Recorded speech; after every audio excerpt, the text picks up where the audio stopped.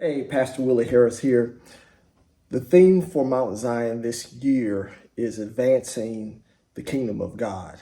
And we often kind of idolize or we think about the first century church and all that they did to advance the kingdom of God. We look at the book of Acts and we see how the early church shared everything in common, how they scattered throughout, taking the gospel with them, how they supported missionaries on their missionary journeys. And we begin to think, could we just be like the first century church?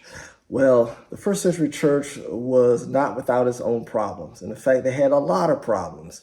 And so we're going to start a new sermon series this Sunday in the book of First Corinthians.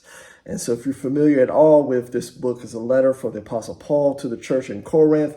And they were dealing with a lot of issues that relate to us today, from division to sexual immorality, to idolatry, to abuse of gifts, all these things that prevented them from really being effective witnesses and ambassadors for Jesus Christ. And so we want to address those things even in our lives today to make sure that we are unified and we're together and we're not divided so that we can accomplish God's goal, and that is to advance the kingdom of God.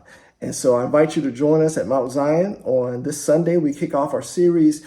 It is called Unity for the Sake of the Gospel. And so you're invited to join us 10 a.m. Eastern Standard Time at Mount Zion Church in Cary. We'd love for you to join us on this journey as we go through the book of First Corinthians, talking about unity for the sake of the gospel.